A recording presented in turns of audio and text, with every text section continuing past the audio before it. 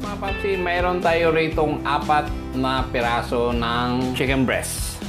Hihiwain lang natin, ito kalaki, chicken breast strip. Ito pwede na to.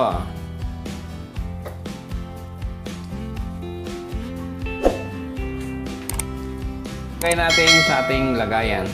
Yan, tapos na. Tabi muna natin. 1/2 cup na harina. 1 pirasong itlog.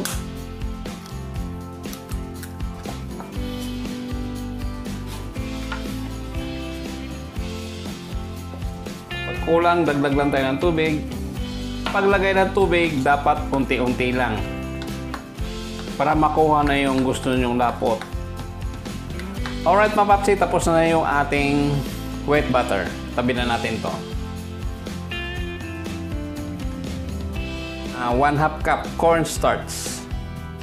1/2 teaspoon garlic powder, onion powder, paprika, chicken powder, black pepper. Imimix na natin.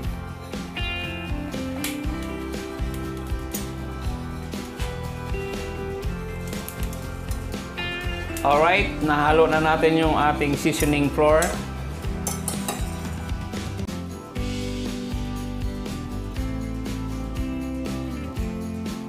I-dredge pa natin sa seasoning flour.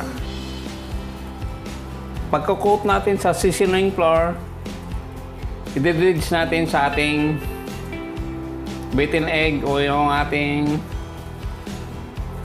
wet butter. Balik natin sa flour seasoning.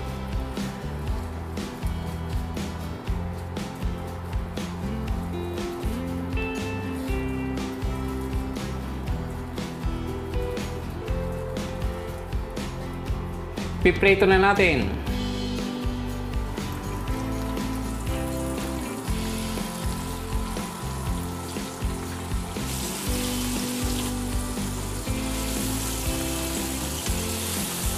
Yung iba, pwede na natin baliktarin.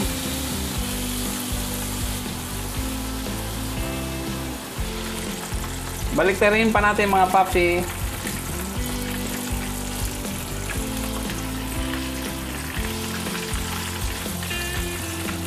Ito, pwede na to.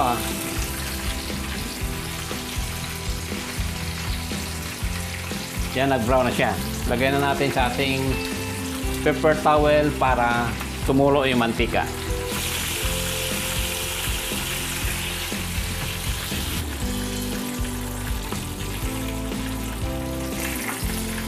Alright mga papsi, hanguin na natin tong iba.